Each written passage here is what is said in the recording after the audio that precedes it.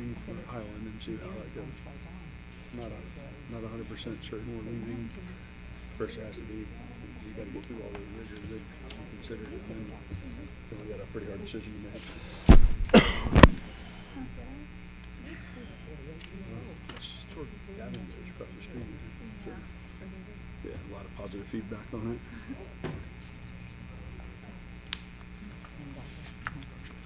When we were talking today, do you worry about social and sports, or do you worry about employment for the rest of your life?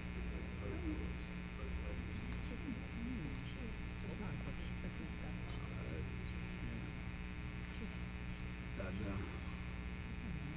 was kind of our point. We really worried more about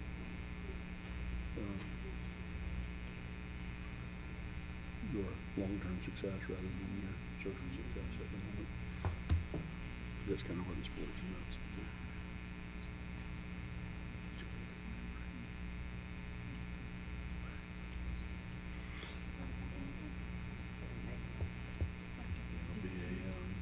At least a toss-up too. Let's bring our meeting to order. I will be having the invocation tonight, so if you would, please pray with me. Dear Heavenly Father, we thank you for the opportunity to come together to serve our city. We pray that we would diligently consider everything on the agenda, and we give you the glory for all that we do. It's in Jesus Christ's name I pray. Amen. Next is set the agenda. Are there any changes? Hearing none, I'll entertain a motion to approve. Motion by Ms. Polish, second by Mr. Craig. All those in favor, please raise your right hand. Motion passes. Consent agenda, we have 3 items. Any questions? Entertain a motion to approve. Motion by Ms. Shoemaker, second by Ms. Harris. All those in favor, please raise your right hand. Motion passes. Those wishing to sign up for the public hearing, please do so now. We're getting ready to go into our public hearing for the Powell Bill financing. Mr. Walker will get the sign-up sheet for us. Next item is public hearing for Powell Bill financing. Michelle Wood. We want to thank David Cheatwood for being here for us tonight. Thank you. Thank you, Mayor and Council. First, we just wanted to give you a little background. On the 12th of September, Council adopted a resolution giving finance the approval to request bank proposals and apply to the LGC for installment financing. On the 22nd, we received 2 construction bids, and the lowest bid came in at $8,290,510. On 10/19, we received the financing bids, and both finance reviewed them with First Tryon. We received a total of 6 bids: Home Trust Bank, J.P. Morgan Chase, Pinnacle Bank, South State Bank, TD Bank, and Truist Bank. The rates range from 3.48% to 4.16%, and upfront fees varied from $3,500 to $20,000 with a variety of prepayment options. Staff worked with First Tryon for a recommendation, and our recommendation is Pinnacle Bank at a rate of 3.60%. Their rate is very close to the lowest rate, and it's held firm with a closing date by the end of the year. Their proposal also includes an outside counsel that works in public finance to draft the documents, and it offers full prepayment flexibility without any penalties. Our next steps are to seek your approval to accept the offer from Pinnacle and start drafting the documents to be prepared for a closing pending the approval of LGC at the meeting on December 6, 2022. Entertain a motion to go out of our regular meeting into public hearing. Motion by Ms. Shoemaker, second by Mr. Meadows. All those in favor, please raise your right hand. We are now in public hearing. There is no one signed up to speak for the public hearing. I'll entertain a motion to go out of our public hearing back in our regular meeting. Motion by Ms. Polish, second by Ms. Shoemaker. All those in favor, please raise your right hand. Motion passes. Council, do you have any questions for Ms. Wood or Mr. Cheatwood? Mr. Meadows? I guess my question isn't so much about the financing, but more so what we're paying for with this. Can staff remind us what the benefit of doing this financing kind of gets us and why we're doing this? Is there someone that can speak to that? Do you want me to speak to him? I'll let Brian. Thank you, Mayor and Council. So the purpose of this financing route for these projects is that the city is trying to accomplish more and stretch out our payments over a few years so that we can tackle maintenance of our roads in a more comprehensive a complete way and tackle some projects that have been identified through our planning processes. So our goal is to do more at one time for the citizens. And can I follow up with a question? Just and that gives us economies of scale when we have mobilized these guys here to do our road work. They can do more while they're here and save money over time. Is that right? Yes, sir. Okay. Mr. Meadows? So PAL bill financing, can you tell us what that is?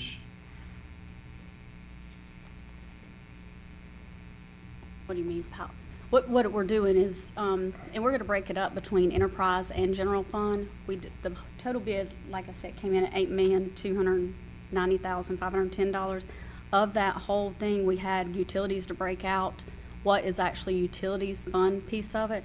So actually 45.5% of the debt will be paid out of the utilities fund and 55.5% out of the general fund. Once we get your approval and really dive into it, then we'll pick out how much of actual PAL bill funds will actually pay for what their piece of the financing can be paid for. Does that answer your question? I understand everything that you're sharing. What I was trying to get at is, what is the source of these PAL bill funds? How do we get PAL bill funds and what are they? Yeah. Okay. Where'd they I come think from? this is education. Okay. Okay. Yeah, we get it from the state, and it's a calculation of how many miles we have. And do you know I believe we have roughly around just under 70 miles of roads, and based on our mileage and the fuel tax, we collect money from the state. So a majority of this, we're going to try to pay off this financing through state funds that are given to the city. That's the goal. So I think what- Miles had one thing. Yes, so we receive approximately $415,000 per year from the state through the sale of gas through the state. There's a tax associated with that, which comes back to the municipalities based on, like Michelle said, our number of road mileage and sidewalk mileage. But we can only expend those funds on the street network, the right-of-way, and sidewalks. We can't go underground and repair any kind of infrastructure associated with that. And so that's why Michelle was talking about the split of enterprise funds versus the PAL bill funds. Yes, sir. So where I was going with that is that I wanted to point out that what staff has brought forward for us to consider is maximizing our state funding stream. So we're taking a funding stream and monetizing it, allowing us to have both the economy of the scales that has already been talked about by bringing in one mobilization with a large construction crew for all of the generally asphalt work is what a lot of this amounts to in the end, all at one time. And I think staff has done some analysis on the interest cost versus the inflation and the rising cost of doing the project. So staff has looked at, how do I make the project cost less by doing more all at one time? How does this cost compare to the interest that I'm paying? Plus, how does this cost maximize the amount of funding that's coming from the state? So what this does allow us to do as well is spend less of the general fund or enterprise fund monies that are coming from our actual fees that we're paying and our other taxes that we're getting hit with a funding source from the state. So that's why I was asking the questions and setting up the source of the funds. Wanted to point out the analysis that staff has done. This isn't just a, hey, we got a $9 million project, please approve this. There was a lot of thought and a lot of effort that went into maximizing the revenue streams that we do have and getting the most service we can out of the funding available to us. Yes, sir. Thank you. Did I miss it? Anything? Did I get it? I can't imagine you did. That was Hey, great. Everything happens. No, that's good. I just wanted folks to understand that Absolutely. a lot more that went Thank into you. this than what it appears to be. It all culminates in a meeting like this, and we've talked about it for some time. And then they're like, well, wow, that was what? You know, so great. Thank you, Jeff. One question, I'm just asking this question, just to get a clarification. We bank with South State Bank. That's where our accounts are.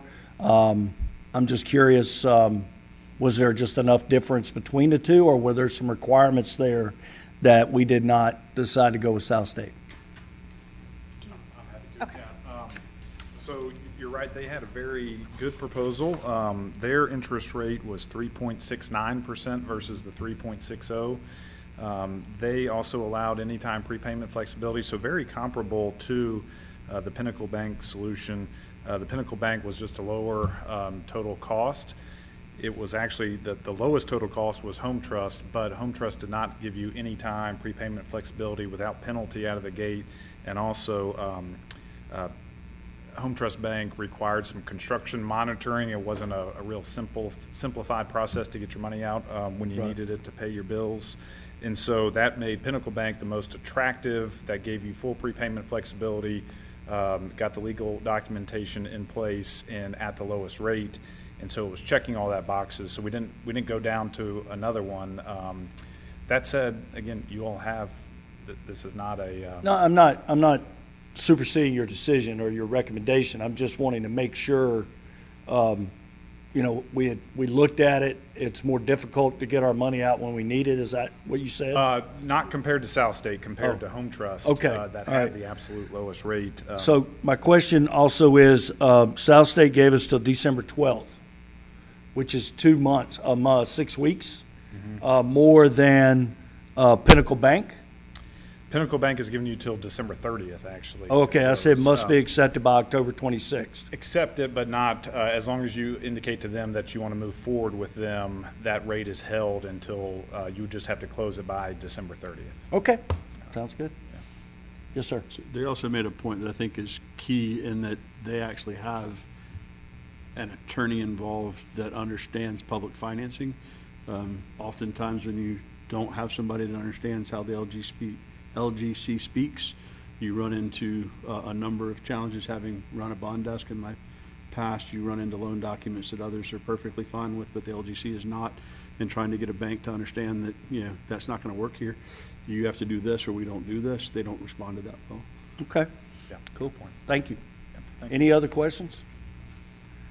Is council prepared to make a decision? Mr. Meadows, I'd like to move approval. for Pinnacle Bank? Yes, sir. Okay.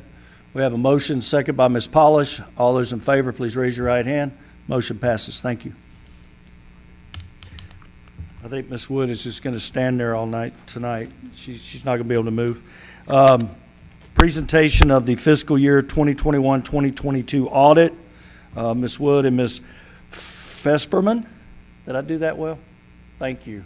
Thank you, Mayor and Council. Yes, I was going to introduce Brandy Vesperman. She's with Martin Starnes, and she's going to do the presentation this evening. Good evening. Sorry for my doozy of a last name. Okay. All right, so I will be presenting on your 2022 audited financial statements. Thank you for allowing Martin Starnes to be your auditors again this year. We really appreciate it. Your report has been submitted to the LGC. We do not have approval yet, so once that has been communicated to us, we'll make sure Michelle's aware and that's communicated to you all. So we issued an unmodified opinion this year. That's a clean opinion. It's the best that we can give. And I would also like to thank Michelle. She is great to work with and very helpful, so we really appreciate that.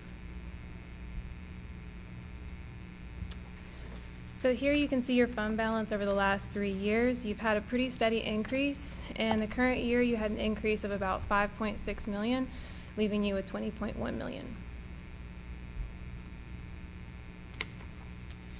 There are 5 different classifications. You have your non-spendable, restricted, committed, assigned, and unassigned.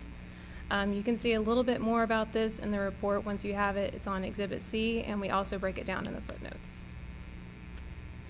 Can you stand just a little closer to the mic? Can you? Sorry, yeah. I'm sorry. Is that a little better? Okay. So your total fund balance was 20.1 million. We take your non-spendable, which is your inventory, restricted, which is 3.7 million. 1.5 of that is your stabilization by state statute. A little over 2 million is restricted for streets or your PAL bill. And then 158 is restricted for public safety. Your committed is a little over $1 million. That is for your annual debt payments. And then your assigned is made up of $731,000, which is appropriated for next fiscal year expenditures. 462 of that is assigned for ABC Park and Rec expenses, and then 336 is assigned for Caramont Greenway expenses. That leaves you with 13.7 million in unassigned. That's an increase of about 2.8 million or 26%.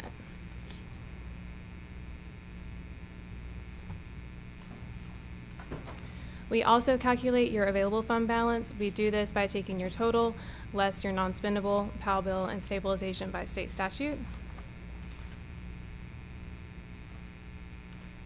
In the current year, your available fund balance as a percent of expenditures and transfers to other funds was 102.2%.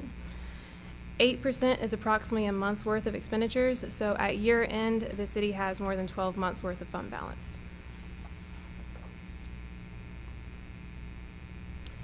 And here you can see where we calculated that. The percentage available fund balance divided by total expenses and transfers out shows how much fund balance is available to cover your expenses and transfers out of general fund.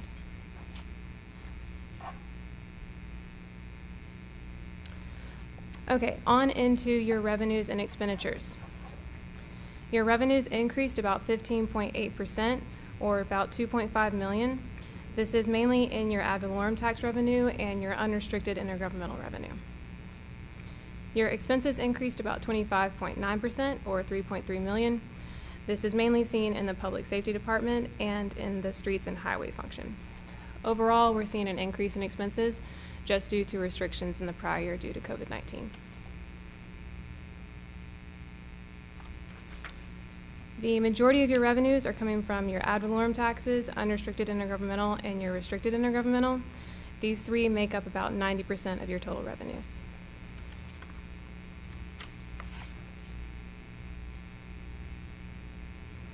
Your ad valorem taxes went from $8.8 million to $9.4. This is about $617,000 of an increase, or 7%. You did not have a tax rate increase in the current year, so this is mainly due just to an increase in collections.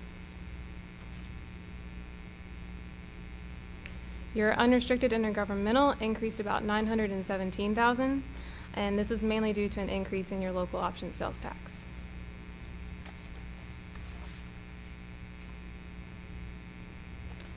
Then your restricted intergovernmental went from 802 to 1.3. This is an increase of about 571,000, or 71%, and this is due to an increase in your state grant funds received in the current year, primarily the SCIF grant, which is your state capital and infrastructure fund, and this was about 800,000 in the current year. Then on into your expenditures. Your top three are public safety, transportation, and environmental protection, and general government.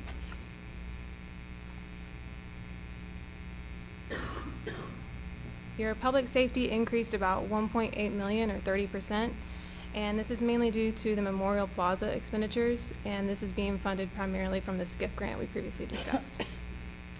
This is also due to capital outlay increases, such as new vehicles and radio equipment.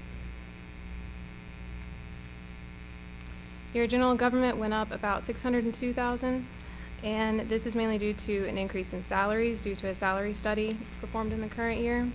And there was also a change in where the streetlight expenses for Duke Energy were recorded. These were previously recorded in your street and highway function and are now recorded in general government.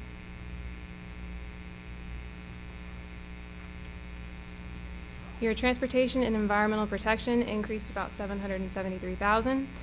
And this was due to an increase in PAL bill expenditures and your capital outlay as well, specifically a side loader for street and solid waste department.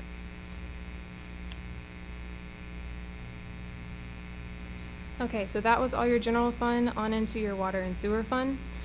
This is a summary of what you're going to see in your financials. You had a pretty significant increase in operating revenue. This was due to a rate increase in the current year, which increased your charges for services.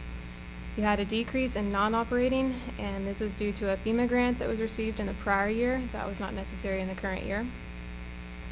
You had a pretty large increase in capital outlay due to the completion of Dutchman's Creek project. These assets were previously in your construction in progress, and once that project was completed, they were capitalized into your assets.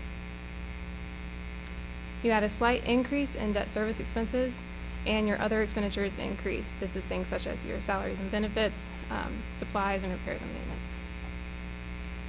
On your full accrual statements, your operating income increased about $1 million, and this is due to an increase in your charges for services, and we also saw that increase in your unrestricted net position.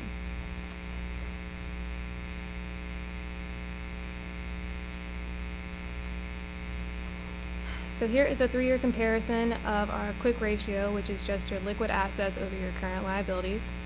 This measures how many times your current assets are able to cover your current liabilities or the ability to meet short-term liabilities. The city can cover its current liabilities with current assets 22.88 times. The LGC is normally concerned with units with a quick ratio below 1, so that shouldn't be a concern here. Then here we have your operating net income excluding depreciation plus your debt service payments. This calculation subtracts operating expenses from your operating revenue. A negative balance indicates that rates are not covering operating expenses, and the city has a positive balance ending in $4.7 million in the current year. Your unrestricted cash over your total expenses less depreciation plus your debt service principal. This indicator calculates how many months worth of expenses a unit can pay based on the amount of unrestricted cash at year end. The LGC is concerned if you have anything less than 16%, and in the current year you had 212.42%. So in the current year, we did not see any performance indicators and we did not issue any audit findings. For your TDA, we saw occupancy tax increase of about $66,000 and expenditures increased about $21,000, and this is expected due to an increase in activity since prior year due to COVID-19. And then we also saw an increase in fund balance of about $90,000, leaving you with $333,000. Are there any questions for me? Do you have any questions? I want to thank Michelle Wood and your staff for what a tremendous job you've done. We've seen what others have had to go through and what we've been through previously. So thank you. We appreciate your partnership. Thank you for working with us. So the audit is due each year when? October 31st, so we submitted that, so we're on track. Okay, great. Yes, sir. So now that we have a couple of issues behind us now and have a clean sheet again, I've talked to Michelle in passing and Miles about this. I'd like to see us start now submitting for the budget and the audit awards from, was it the GFAO, I believe is where that comes from. I'd like to see us take the good work that we're doing and apply those standards and start submitting those. So not only do we know that we've done a good job, but then we have the government finance, whatever that GFAO, I can't keep up with all the acronyms, the alphabet soup, say that we're doing a good job as well. So love to see us pursue that.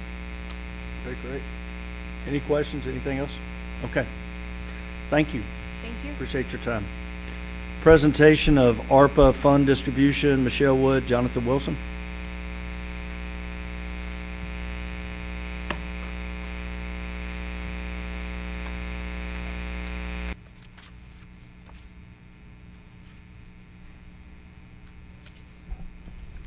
Thank you, Mayor and Council. Tonight we come to you with another update on the ARPA discussion and capital projects. I want to go ahead and give another recap. Staff providing an update on the American Rescue Plan Act funds during the August 22nd, 2022 council work session. City of Mount Holly was allocated $5,181,064.35. Per the School of Government guidance, the City of Mount Holly chose the standard allowance category, allowing the city to supplant salaries and benefits expenditures. By choosing the standard allowance to supplant salary and benefits, it allows the city to use the non-grant revenues that would have been used to cover these expenditures and expend the funds on new projects or programs, increase fund balance, or to replace other revenue sources. Staff recommends to use the freed up funds for general fund capital projects. On this slide, we plan to show you calculations not utilizing any ARPA funds. You have the start year-end fund balance at June 30th, and then taking away all the restricted, committed, assigned, and then our unwritten policy of 25% would allow, before using the ARPA funds, $7.1 million. Later on in the slide, we'll show you putting those funds in, what our capability of appropriation would be. On June 1st, 2022, we were, Miles gave you a priority projects letter, and it listed these projects by general fund: Riverhawk, Lone Creek Pedestrian Bridge, Veterans Park, Historic City Hall preservation, Mount Holly Historical Society relocation, Dutchman's Creek Greenway Bridge, South Gateway Connector Road, Tuckasegee Park multi-use facility, Tuckasegee Road sidewalk, Beatty Road sidewalk, Belmont Mount Holly sidewalk and drainage, totaling $61,450,000. These were not listed in any particular order. On the enterprise fund, you had the Stowe Regional Pump Station Force Main, wastewater treatment plant decommissioning, water and sewer line improvements, River Bend elevated water storage tank, totaling $36,800,000. Other major projects that weren't in that letter that are part of our capital improvement plan in the general fund was police with vehicle replacements, fire, another fire engine, streets and solid waste, truck, sweeper, and mower, parks, miscellaneous equipment, admin maintenance, second floor, police painting, with a total 5 years is $6,629,100. On the enterprise fund, in utilities admin, various water and sewer line projects, field services, infiltration and inflow study, aerial structure, sewer lining program, stormwater, a KL Pope draining project, which was $8,490,000. Staff met internally and prioritized the projects that were given to you in June at the June 1st letter. We recommended the South Gateway Connector Road at $3 million. Previously, it was at $2 million, but kind of the cost estimate has went up to the $3 million, so we plugged in the new $3 million number. Dutchman's Creek Greenway Bridge at $5 million, with a total of $8 million. We previously allocated $1 million for the South Gateway Connector Road, so taking that off, we were asking for about a total of $7 million to do those projects. Once you put the $5,181,064 ARPA funds into our fund balance, since we're going to decrease those expenditures, salaries, and benefits, it actually bumps, once we take the $7 million off and then set aside the 25% of budgeted appropriations of the $4.4 million, once we do the $7 million of projects, it still leaves unassigned for appropriation at $5,281,064.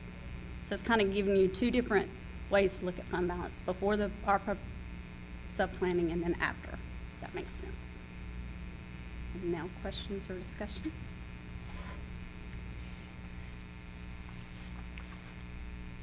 Everybody digest that? That was a lot, Harry. It's a lot. What is the value in financing some of this rather than paying it? It looks like, for instance, the pedestrian, or the bridge, for instance, $5 million. We got a rate of 3.6%. Just on $9 million, it might be a little higher, obviously it's going to continue to go up.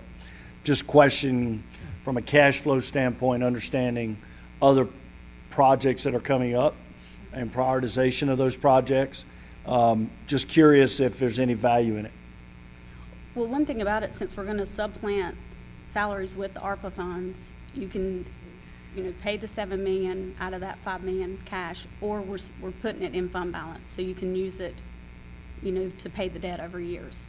So that's definitely an option. Yes, sir. Are the capital projects, any of those actually bid, or are they all just guesses at this point? No, they're all guesses at this point. The only things that are bid right now is the actual package that we just presented on the Powell Bill projects. Those are actually bid projects where we list out the road sections, the project. These other ones are not bid at this time. So I'm trying to process a lot of information as far as capital projects that you've thrown out here versus the question that was asked. I would like staff to take a look at, I'm trying to think of what the best way to ask this for is if you, let me see, how much would $7 million carry in debt service for a period of time versus paying for everything, to get an idea of, okay, I can pay as I go and I can get $7 million worth of projects, or if I know rates right now are approaching, we can add a full point to it, 4.6%. What does that represent in a volume that we can carry? Because we're seeing some trends in our audit numbers, and we also know that we've got a number of commercial projects that are coming on, and we've been tracking kind of some increases in revenue collections based on a lot of the commercial development that we're seeing going on. So I start to wonder if you couple those two together, what can you do with a down payment as a pay-as-you-go and then borrowing the other? Could you get more on the list that you have listed outside of what, because we're gonna learn something about our projects as we go. I guess a little more forecasting on that, you know, this is, for illustration purposes, I get it. You know, it shows, hey, you know, I can get $7 million more done than I thought I could, but I'm wondering how you leverage that and get more than $7 million done with some of the other revenue that we typically don't plan for, but know is coming. You know, we typically take the last year's numbers. I think we backed off of some of the floating the number higher and you know, praying it shows up rather than the method we've generally taken, which is why a lot of our numbers are, I'll use the word clean, is because we have not allowed ourselves into the 8% and one-to-one coming and going. We've been very thoughtful in our approaches, and I think we have another opportunity here to maximize what we're doing and still keep our financials solid. Is there some value, as we did with the POW bill funds, to package a loan for more than one project? So in other words, if we're going $5 million for one, $3 million to the other, and let's just say, I think the number for Mount Holly's, the old City Hall, was $3 million. I think that's right. That was plugged in. If you were to say, okay, we're going to do an $11 million loan, would that help us leverage that to get a lower interest rate by taking the same methodology that we used over here to that for the CIP? I don't know the answer to that, but we're getting out of an area where we were thinking in a different way when interest rates were much lower. Now with the inflation we're seeing, the interest rate being ticked up by the feds, you know that's going to happen again. So I'm just curious. I think we have a window of time and it's closing, but right now rates are still within the inflation. We had, what, 8.7 came out, and we've got almost 4% today. But there's an ability to leverage that, and you know, nobody's real sure exactly what's happening with supply chain and some of the leveraging in construction. Those numbers could pull back some, but I know that there's a window of time here where there's some arbitrage that we could actually benefit from. I know that's going to go away soon. So. Right. Yes, sir. I'd recommend that we contact First Tryon with David Cheatwood with his spreadsheets, and we could actually plug and play like the way we've done for the past park bond program. Well, I would ask, if you don't mind, I would like staff to take care of that before we meet again so we can actually see the end result. I mean, I think it's beneficial, but I think also you have the scenarios, we know the plan, we know what's going to take place. I mean, we know these are our prioritized projects. So there's really no, you know what I'm saying? It saves some effort there by getting it on paper and getting it to us. And I think if you guys go through that exercise with Mr. Cheatwood and his buddy that runs all the financials, that I think it could save us some effort in a meeting where we could spend more time on strategy rather than saying what if this and what if that. Does that make sense? Is that, yeah. I'd love to see us, you've already got the pay-as-you-go, pay for it all in one. So, I mean, if you could run a couple of different scenarios on, you know, kind of like you just did with the POW bill, you know, here's what it would cost if we pay for it as we go. If we leverage, we might be able to get 3 or 4 more projects included in this window. Most of that will be covered by the ARPA funds. We've got some other general fund money that might cover that. And you can analyze that and see whether you have the room. I think we have a window of time coming up soon, don't we? And I think Brian and I were talking 3 or 4 years, we've got this building falls off, which is a pretty big debt carry. So I'd rather see staff sit down and take a look at the CIP, come out with the pay-as-you-go and a couple of leveraging scenarios in that, you know, you can tranche bonds that, you know, we know are coming up and, you know, get various rate reductions because of that financial structure. But while I enjoy that kind of stuff, it's fun. You know, if you are doing it and I'm available, I'd love to come and watch and because I'm kind of a geek like that. But I'd rather see it be baked and staff kind of telling us what they'd like to see us go do rather than us debating it here. Right. I'm with you. Everybody go with that process? Any other questions, comments? It's a good thing. I mean, it's coming at a great time. You guys did a great job. I like the evaluation, so I appreciate that. Thank you. Next is discussion of 147 East Catawba Avenue. As a follow-up from our last meeting, Mr. DuPont. Thank you, Mayor and Council. Again, staff was directed to just table it at the last meeting and bring it back at a future work session. So we wanted to bring it back to this work session if council has any more direction, or we're here for any feedback. Yes, sir. Mr. Meadows. I'd like to move that we go with the auction option. I'm sorry? I'd like to move that we go with the auction option. Auction option. Got it. Thank you. Second by Ms. Shoemaker. All those in favor, please raise your right hand. Motion passes. Thank you, Mr. DuPont. Yes, Mr. Meadows. There was a second question in that. I'd like to see us approach that idea with any of the structures we have. Let the market decide whether something needs to be torn down and thrown away, rather than us determining that. I'd rather see us try to do the auction and see if somebody steps up to it, whether we think the structure's in great condition or not. Might be one of those things where it's the eye of the beholder. They may see something we don't, so I'd like to see us at least try the auction before we go straight to tearing things down. Okay. I think that makes was a sense. question by staff, so I was just following up on the second part of their ask. That makes sense. You guys good with that? Yes, thank you. Council okay with that process? Okay. All right, next is closed session pursuant to North Carolina General Statute 143-318.11A3 and 5. I need a motion. Motion by Ms. Polish, second by Mr. Craig. All those in favor, please raise your right hand. Motion passes. We're in closed session. Stay here. Yeah, we'll stay in here, so